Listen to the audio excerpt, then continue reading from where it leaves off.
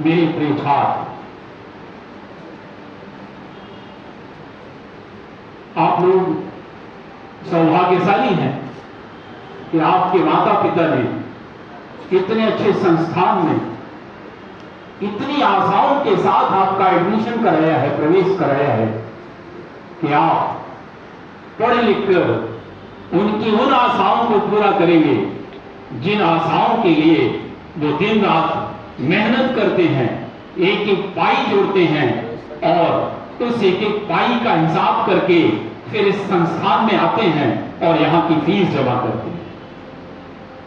आप में से बहुत से छात्र ऐसे होंगे जिनके माता पिता की इतनी हैसियत नहीं होगी कि वो आपकी फीस भर सके, लेकिन फिर भी कोई पिता जाता होगा सुबह और शाम को भूखे पेट ही लौटता होगा कमाकर कि मैं आपकी फीस दूंगा। तुलसीदास जी ने एक दोहा कहा है कि बड़े भाग्यवान स्तन पावा, सौभाग्यशाली हैं वो लोग जो मानव के रूप में पैदा हुए। और तुलसीदास जी ने यह कहा इसलिए है क्योंकि मानव ही केवल ऐसा प्राणी है इस दुनिया में, इस सृष्टि में, जिसके पास चिंतन करने की क्षमता है, जिसके पास मनन करने की क्षमता है, जिसके पास बुद्धि है, जिसके पास परिस्थितियों पर निर्णय लेने की क्षमता है। लेकिन दुर्भाग्य है कि इस दुनिया में नशा केवल मानव ही करता है, मानव के अलावा कोई नशा नहीं करता। और वो नशा इसलिए नहीं करता क्योंकि उसकी वो जरूरत है। दुर्भाग्य है कि नशा किसी की जरूरत नहीं, नशा हम शौक से शुरू करते हैं और धीरे धीरे वो शौक हमारी मजबूरी बन जाता है और इतनी बड़ी मजबूरी बन जाता है कि यदि डॉक्टर ये बता दे कि अभी भी आप नशा नहीं छोड़ेंगे तो आप मर जाएंगे, फिर भी हम उसे छोड़ नहीं पाते। दुर्भाग्य है कि हम ये जानते हैं कि ये नशा हमारे किसी काम नहीं आने वाला। देखिए, कहा जाता है कि नशा नाश करता है। किसका नाश करता है? हमारी अर्थ का, हमारे शरीर का, हमारे परिवार का, हमारे समाज का, हमारे राष्ट्र का। फिर भी हम नशा को एडाप्ट किए हुए।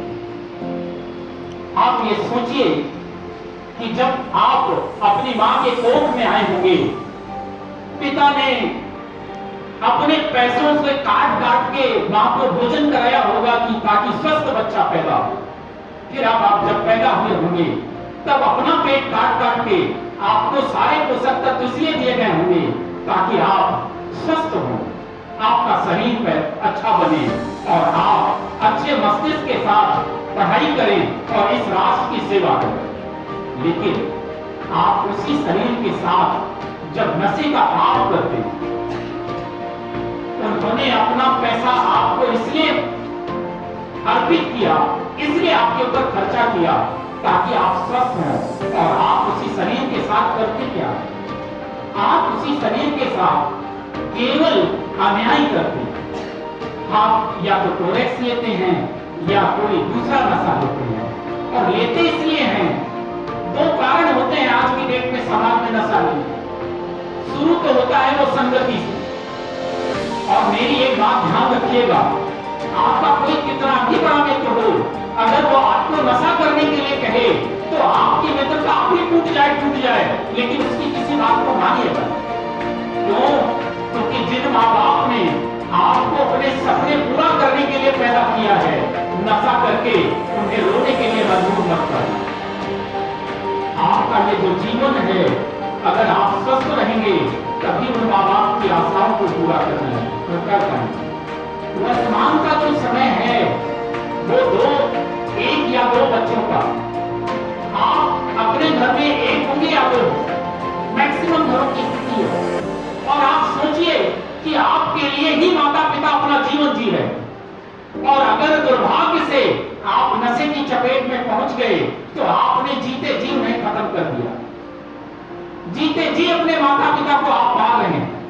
ऐसे बहुत सारे घर हैं जिनमें माता पिता उनको बच्चों को पढ़ने के लिए पैसा देते हैं और वो उस पैसे का दुरुपयोग करते हैं।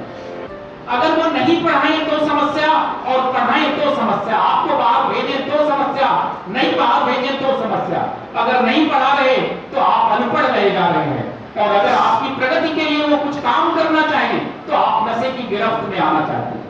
और जब हद तो तब होती है जब वो मना करते हैं कि बेटा नशा नहीं करो, और आप उनको जवाब देते हैं कि ये मेरी जिंदगी है, मैं जैसा चाहूं वैसा जीऊं। ध्यान रखिए, आपकी जिंदगी नहीं है। मैं आपको एक रामायण का प्रसंग बताता हूं, महाभारत का प्रसंग है। कृष्ण भगवान तो आपको पता है कि जब 7 पुत्रों की हत्या, 8 पुत्रों की हत्या हुई, तब उसके बाद 8वें पुत्र के रूप में वो पैदा हुए।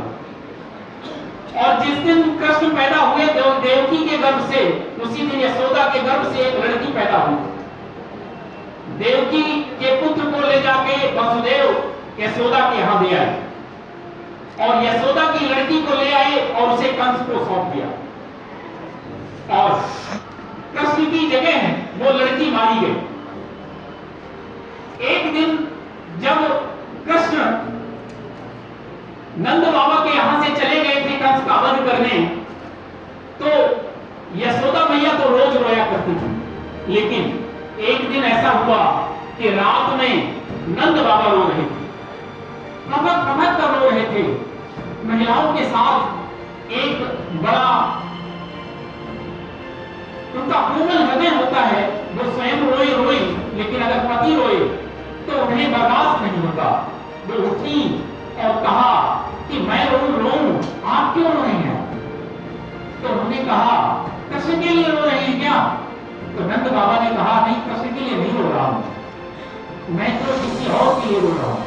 तो बोले किसके लिए रो रहे हैं? तो बोले तुम्हें तो अपनी संतान का भी ख्याल नहीं रहा। तो बोले कौन?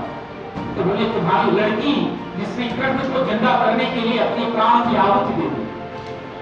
तो आप एक ध्यान रखिएगा कि अगर एक कान्हा को कृष्ण बनाया गया, कान्हा भगवान श्री कृष्ण बने, तो उसके पीछे नंद बाबा का त्याग शामिल था, उसके पीछे यशोदा की ममता शामिल थी, उसके पीछे देवकी का प्यार शामिल था, उसके पीछे माया का बलिदान शामिल था। आप जहां हैं उसके पीछे आपकी मां की ममता शामिल है।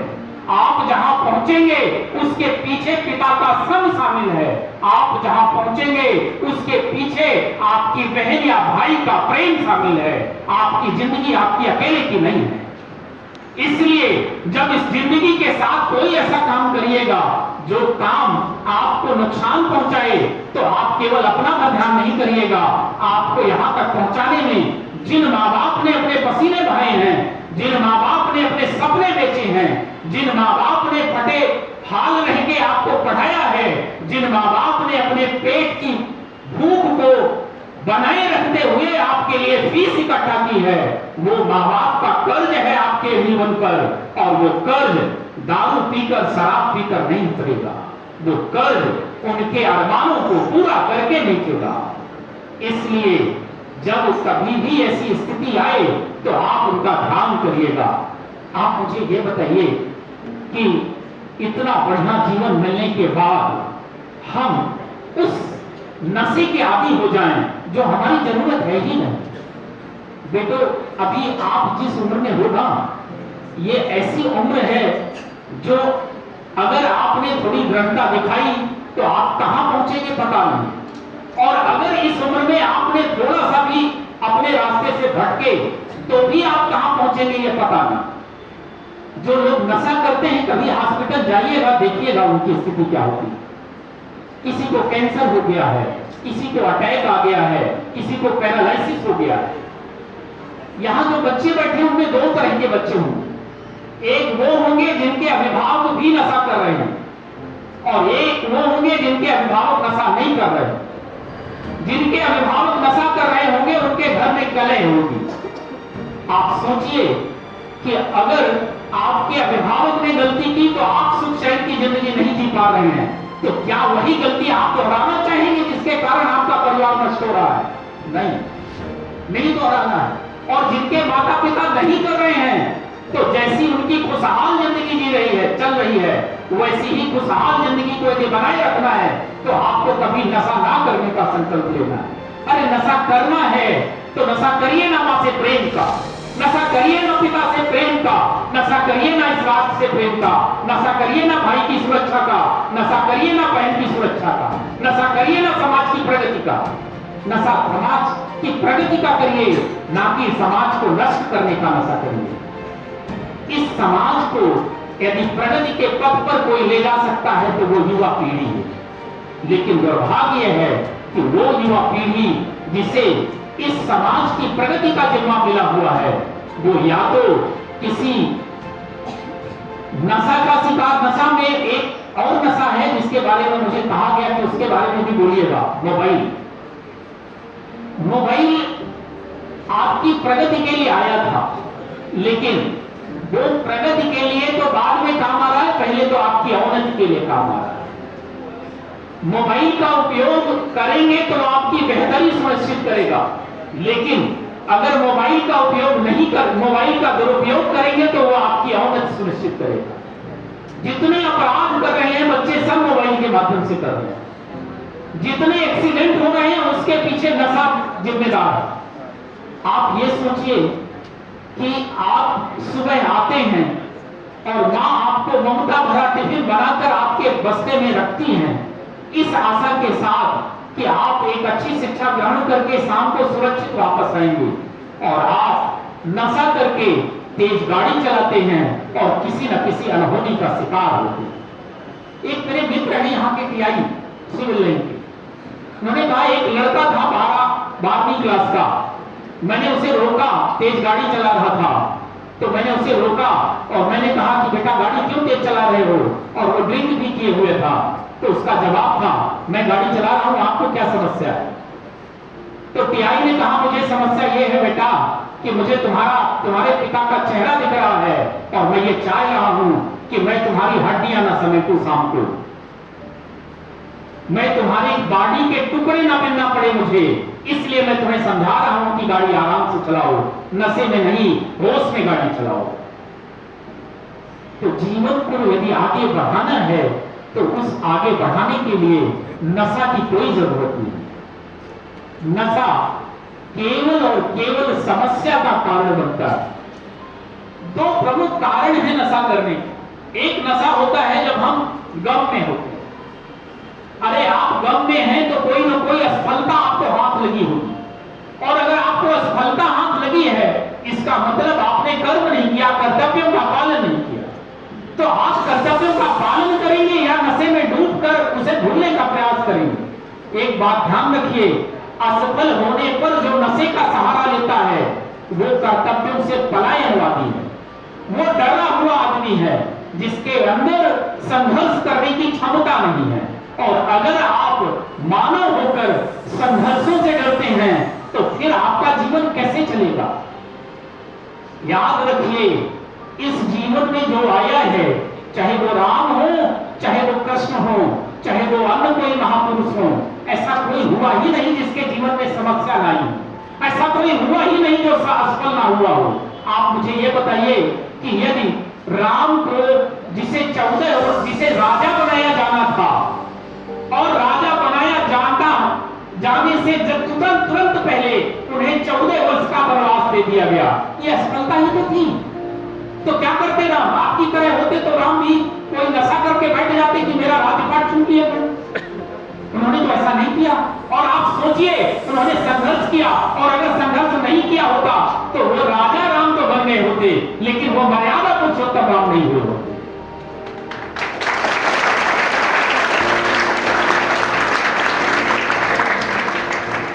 उन्हें अगर मर्यादा पुरुषोत्तम राम बनाया तो उनके कर्मों ने बनाया, उनके कर्तव्यों ने बनाया, उनकी संघर्ष क्षमता ने बनाया। आपको अगर अपने जीवन में सफल होना है तो पलायन नहीं, संघर्ष का रास्ता चुनिए। और संघर्ष का रास्ता यदि चुनना है तो नशे के लिए कोई जगह नहीं। नशा तो कायरों की निशानी है। हमारे घर में कोई फंक्शन हुआ, बोले आपको फंक्शन है, आपको पीने का बताइए। ऐसा फिल्म इंडस्ट्री ने इस समाज को इतना नष्ट कर दिया है, इतना बर्बाद कर दिया है। और दुर्भाग्य है कि हमारे समाज के जितने नशेड़ी गधेड़ी भंगेड़ी हैं वही आपके आइडियल्स हैं, वही आपके आदर्श हैं। आप ध्यान रखिए, भारत में दो तरह के लोग रहते हैं, एक इंडिया के लोग, एक भारत के लोग। आप इंडिया के लोग नहीं है, आप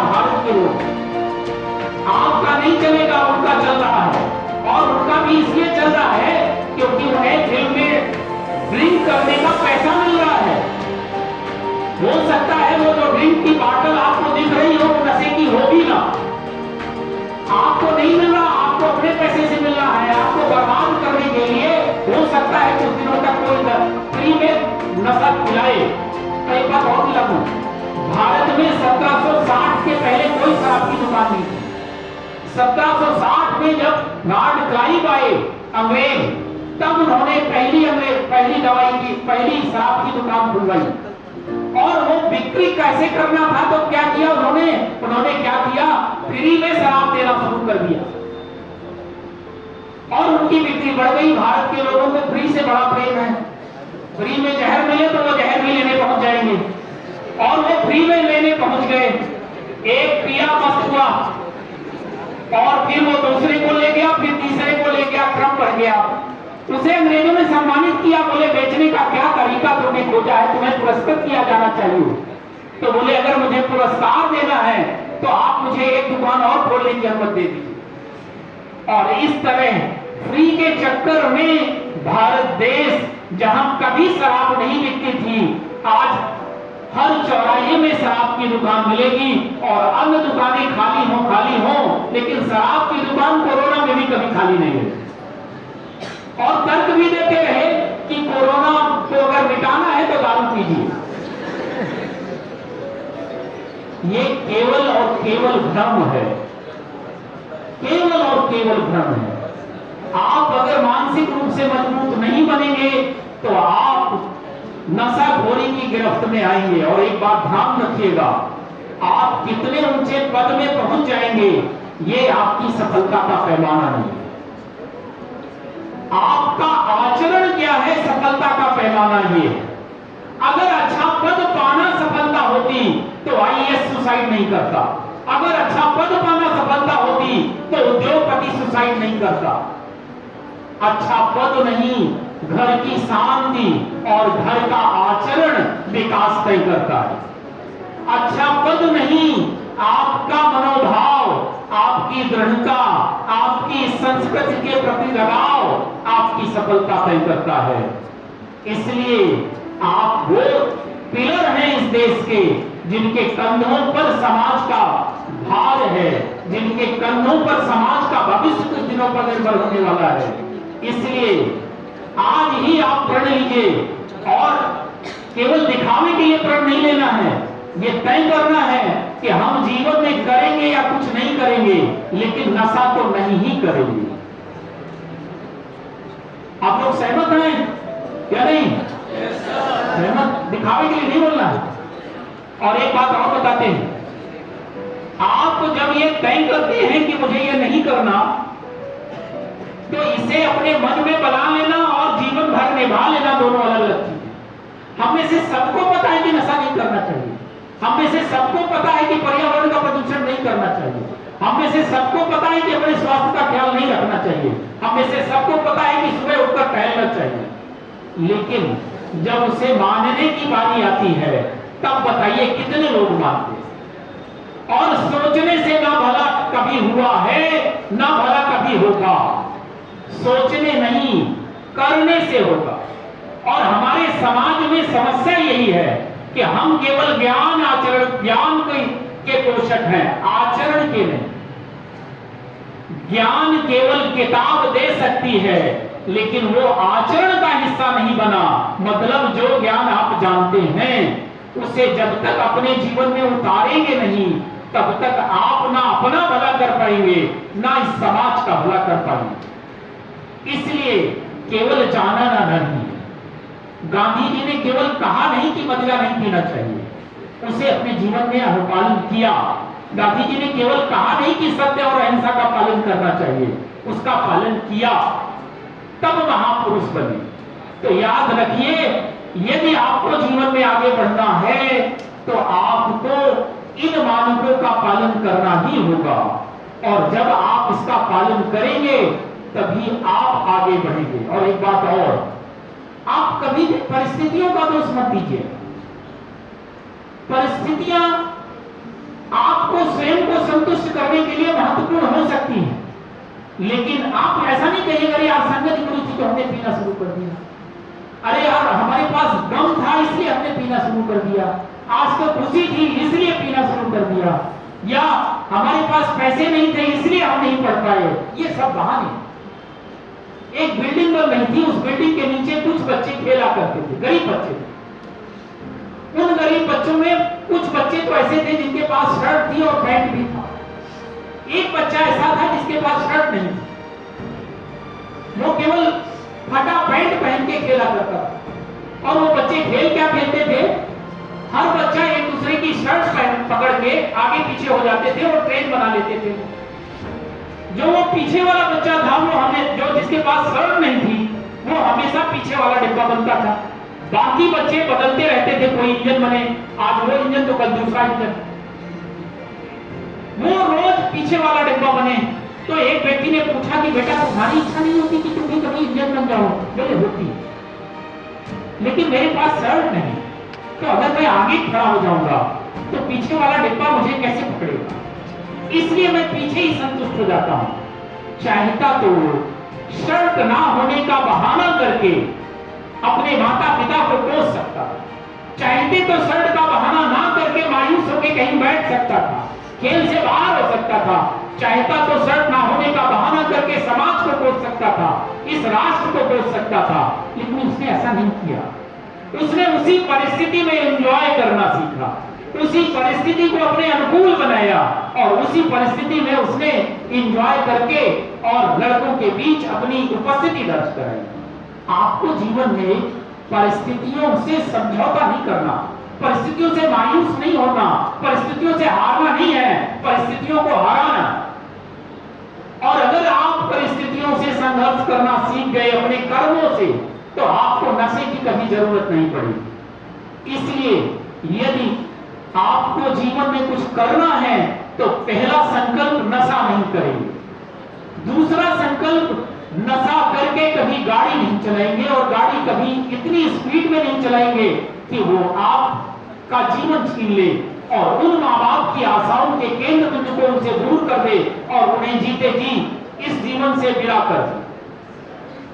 आप, मैंने कहा ना, आपके जीवन पर बहुत सारे लोगों का कर्ज है, उन सबका कर्ज यदि आपको उतारना है तो पहली जरूरत है कि आप नशे से दूर रहिए, आप स्वस्थ रहिए, आप पढ़ाई करिए और जीवन में वो मुकाम हासिल करिए जिन मुकाम के लिए आपके माता पिता ने आपको यहाँ भेजा है, जिस आशा के लिए पूरा करने के लिए माता पिता ने आपका इतना महंगे संस्थान में एडमिशन कराया है, जिन आशाओं के लिए आपके माता पिता दिन रात अपने पड़ोसियों से चर्चा करते हैं कि हमारा बेटा इतने नंबर लेके आया, वही लड़का जब रात में दारू पीकर जाता है और उन्हीं माता पिता को गाली देता है, उन्हीं माता पिता को मारता है, तब वो जीते जी मर जाते हैं। ऐसी गलती अगर आप नहीं कर रहे हैं तो बहुत ही अच्छा है, आगे भी नहीं करिएगा, और अगर कर रहे हैं तो आज ही प्रतिज्ञा लीजिए कि हम ऐसी कोई गलती नहीं करेंगे जिससे हमारे अपने लोग दुखी हो और हमारा जीवन संकट में आए। मानव जीवन मिला है तो उस जीवन को प्रगति के पथ पर आगे ले जाइए ताकि ये समाज और राष्ट्र आप पर गौरव कर सके। धन्यवाद।